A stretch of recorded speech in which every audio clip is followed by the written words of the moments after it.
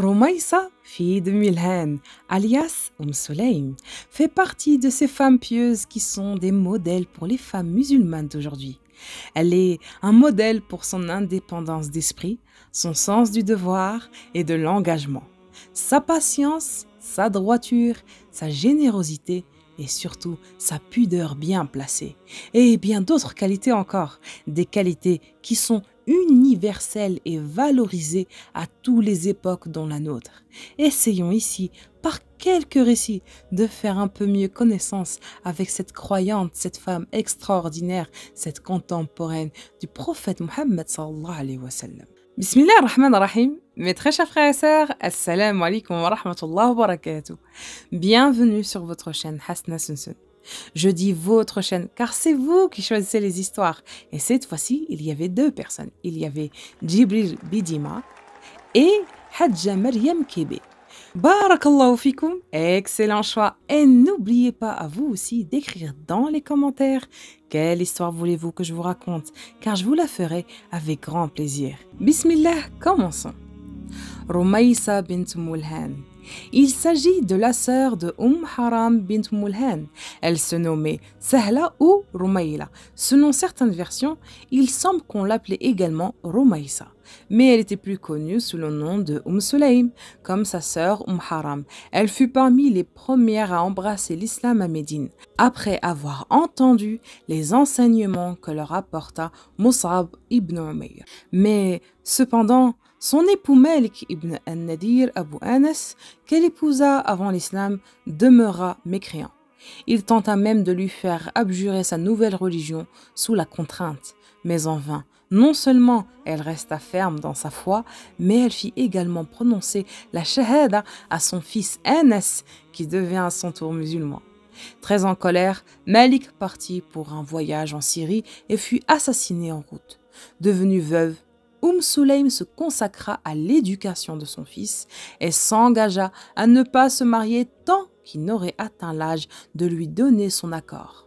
Anas fut destiné à vivre aux côtés de l'envoyé d'Allah. En effet, lorsque le prophète Mohammed sallallahu alayhi wa sallam fut installé à Médine, Sulaym lui emmena et dit: « Ô messager d'Allah, voici mon fils Anas, je te l'ai amené afin qu'il soit ton serviteur. Invoque Dieu en sa faveur. » Le prophète Mohammed sallallahu alayhi wa sallam dit alors: « Mon Dieu, multiplie ses biens et sa descendance. » Anas ibn Malik est effectivement entré au service du prophète sallallahu alayhi wa sallam à l'âge de 10 ans.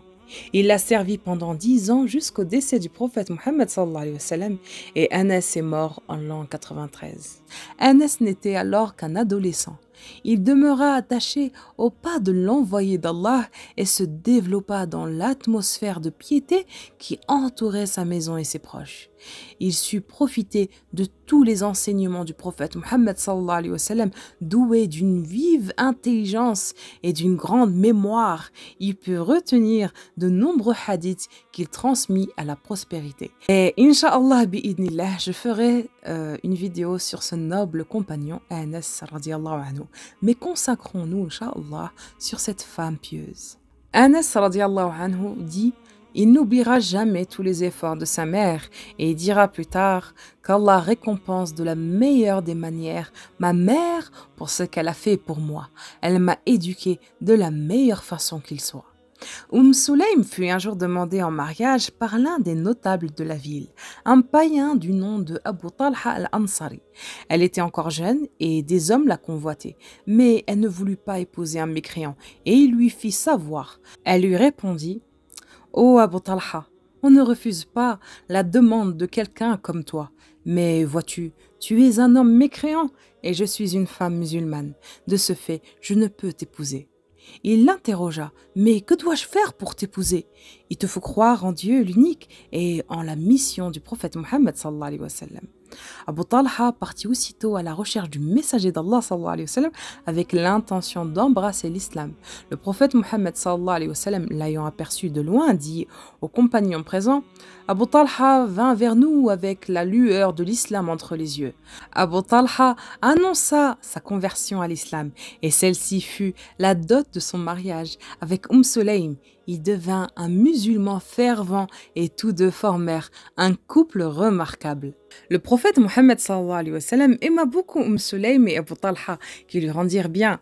D'après Bukhari, chaque fois le prophète Mohammed sallallahu alayhi wa sallam passait à proximité de sa maison, il s'arrêta pour le saluer. De son côté, nous savons Sulaym avait offert un palmier dattier au prophète Mohammed sallallahu alayhi wa sallam peu après l'hégire, alors que tous ceux qui avaient émigré vers Médine étaient dans un état de dénuement total. Anas a précisé que le prophète Mohammed sallallahu alayhi wa sallam le lui restitua plus tard. Chaque fois qu'elle en a eu l'occasion et les moyens, elle envoya de la nourriture et des dattes au prophète Mohammed sallallahu alayhi wa sallam, connaissant son état de pauvreté. Et subhanallah, écoutez ce magnifique miracle qui m'a vraiment bouleversée encore une fois. C'est ainsi que selon Anas, un jour, elle remplit une outre de beurre qu'elle a envoyée au prophète Mohammed sallallahu alayhi wa sallam. Celui-ci le lui retourna après l'avoir vidée. La parente à laquelle elle avait confié la rapporte et la suspendit à un pieu. Lorsque Sulaym l'aperçut, elle constata qu'elle était pleine et ruisselée de son contenu. Elle interrogea sa parente, c'est-à-dire son fils, et lui dit « Ne t'ai-je pas donné cette outre pour l'apporter au prophète Mohammed sallallahu alayhi wa sallam ?» Anas radiyallahu anhu répondit « Je l'ai fait, tu peux l'interroger. » Sulaym se rendit auprès de l'envoyé d'Allah et l'envoyé d'Allah subhanallah lui répondit « Ô Sulaym, es-tu étonné que Dieu te nourrisse comme tu as nourri son prophète? Mange-en et donne-en aux autres. » De retour chez elle, elle distribua le beurre en retenant pour sa consommation de quoi subsister 1 mois ou 2. Subhanallah. Abu Talha entra dans sa maison et lui dit « Ô Sulaym, j'ai remarqué que la voix du prophète sallallahu alayhi wa sallam est faible. Je crois bien que c'est une conséquence de la faim. As-tu quelque chose pour lui ?» « Oui, répondit-elle. Elle sortit les quelques pains d'orge qu'elle possédait, les couvrit et envoya Anas chercher l'envoyé d'Allah. Anas rapporte « Je l'ai trouvé assis dans la mosquée au milieu des compagnons. En me voyant, il dit « Est-ce Abu Talha qui t'envoie ?» « Oui, répondis-je. Il dit alors à ses compagnons très fort « Venez avec moi !» Je courris et avertis Sulaym. Le messager d'Allah ramène des gens avec lui et nous n'avons rien pour les nourrir. Mais confiante, elle répondit « Allah et son messager sont plus savants. » Et lorsque le prophète sallallahu alayhi wa sallam entra, il demanda à Sulaym « Qu'as-tu pour nous ?» Elle lui offrit les pains d'orge qui émietta et versa dessus du beurre provenant de l'outre. Il fit des bénédictions sur ce repas, puis dit à Abu Talha « Faites entrer 10 hommes. » Ils mangèrent à satiété, puis il fit entrer 10 autres hommes qui mangèrent également à satiété, et ainsi de suite, jusqu'à ce que les 73 ou 80 personnes aient pu se rassasier. Cet événement est rapporté par l'imam Malik dans Al-Muwatta. Anas rapporte que le prophète sallallahu alayhi wa sallam rendait souvent visite à Sulaym, priait chez elle et faisait même la sieste. Sulaym était dotée d'une foi à toute épreuve et de nombreux événements en témoignent. Et surtout, l'épisode de la vie de Sulaym montrant particulièrement sa grande patience et sa confiance en Allah. Un de ses fils mourut suite à une maladie. Abu Talha, son époux, était sorti. Elle demanda à son entourage de ne lui pas parler de cet événement jusqu'à ce que lui annonce elle-même la nouvelle. Lorsqu'il entra chez elle, elle lui apporta son dîner. Il but et mangea. Pendant ce temps, Sulaym se para de ses plus beaux atouts. Son mari et elle eurent alors une relation intime jusqu'à ce qu'il soit satisfait. C'est alors qu'elle lui annonça la mort de leur fils d'une façon très pédagogique. Elle lui dit « Oh, mon très cher époux, si quelqu'un prête un objet à une autre personne et qu'après un certain temps, il en demande la restitution, peut-il refuser de le lui remettre ?»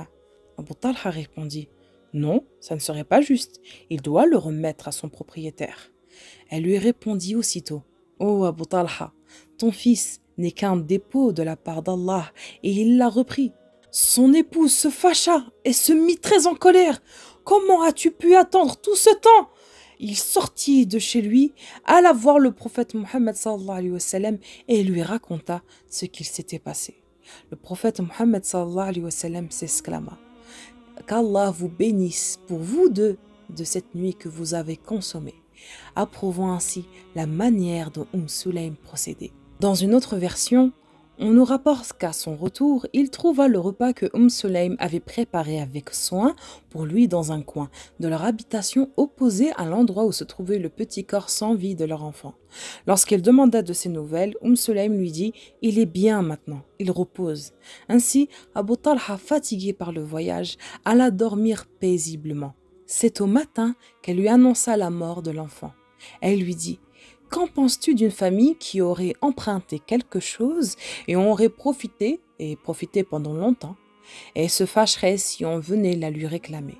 Abu Talha répondit sans hésiter « Ça serait une attitude injustifiable. » Alors Sulaym annonça à son époux « Eh bien, notre enfant, Abu Umayr, dont Allah nous avait comblé, nous a été repris. » Ils furent tous deux preuves d'un grand courage en acceptant avec résignation et patience cette épreuve, en s'en remettant au décret d'Allah. Abu Talha s'en allait prier à la mosquée et annonça la mort de son enfant au prophète Mohammed sallallahu alayhi wa sallam, qui fit alors une invocation pour eux. Espérons qu'Allah bénira pour vous la nuit prochaine.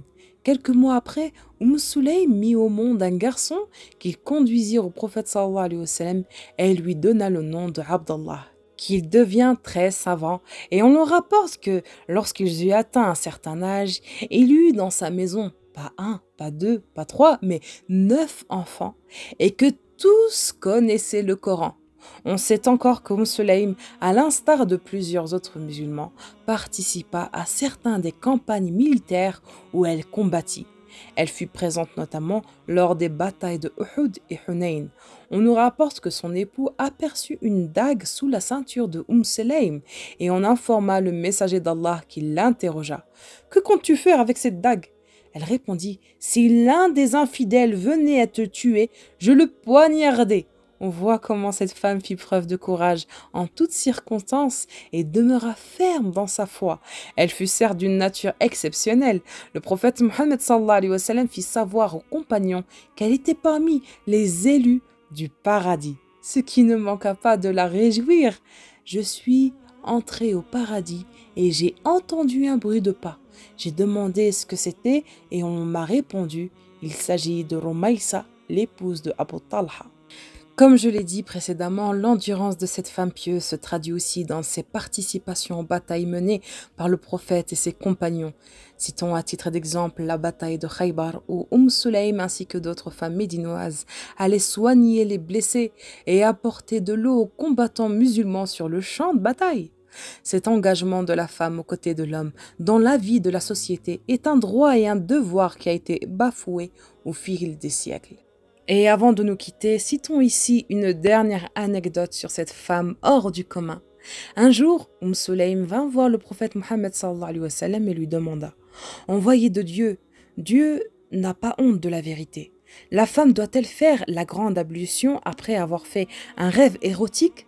Ce qu'à quoi il répondit « Celle a eu désécration. » La pudeur dont font preuve les musulmans et les musulmanes entre eux ne l'a pas empêché de rechercher la science, surtout sur un sujet qui est des plus intimes. Ce portrait n'est pas exhaustif, mais reflète par ces quelques récits quelle grande personnalité elle était. Puissons-nous nous inspirer de la haute moralité de cette femme pieuse incroyable. Et voilà mes très chers frères et sœurs, nous sommes arrivés à la fin de cette vidéo. Dumtum fi itillah wa amani. Wassalamu alaikum wa rahmatullahi wa barakatuh.